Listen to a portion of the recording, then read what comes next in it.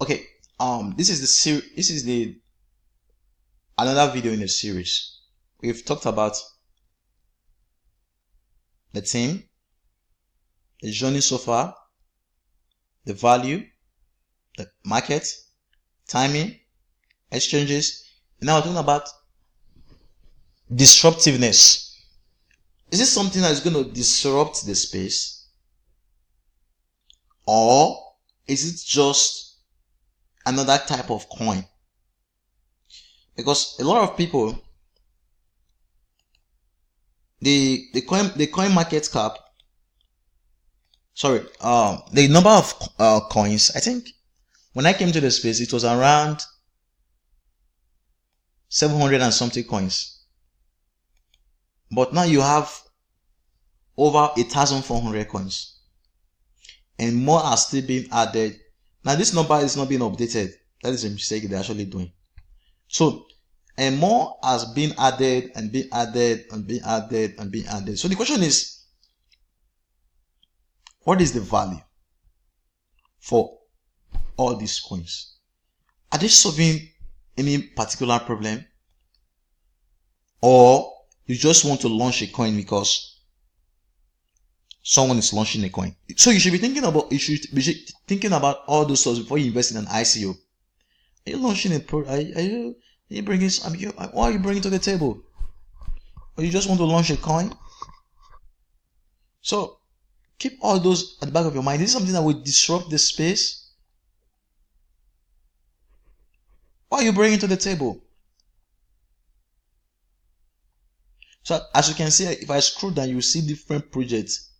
They offer different stuffs.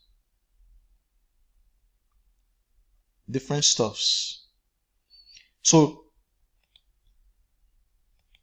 you should be asking, are you going to disrupt the space? If yes, how are you going to disrupt the space? Are you going to give us faster transactions? Are you going to give us security? Are you going to bring low cost? Are you going to better ourselves? Are you going to enhance privacy? In what way are you going to disrupt and change the way businesses are being done? In the sector to which you are coming in, are you trying to create a new sector yourself, or you are coming to an existing sector and you want to disrupt the sector? So you should be checking those stuffs.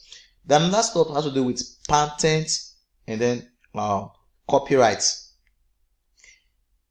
If a company has copyrights or some patents, it's a sign that because patents don't just come like that, or copyright, they are doing research and lots of hard work.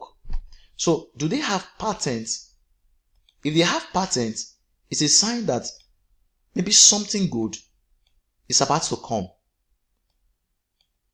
So you have a platform like the Key. They've been in operation for a while now.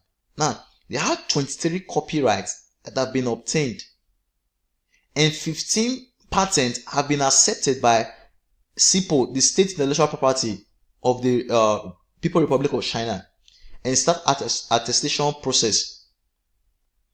The Key first generation IDV solution is currently in use for mobile social insurance pay in 2 pilot cities, which people can receive their payments for their pensions or healthcare insurance reimbursement. The IDV solution is currently being deployed in another 41 cities, covering more than 130 million people. Then you now have personal identity data of 210 million people in 66 cities, authenticated by the relevant government authorities and connected on a real-time basis. So you will be checking all those stuff, government contracts and the rest of them. So the patents, you should be checking patents and copyrights.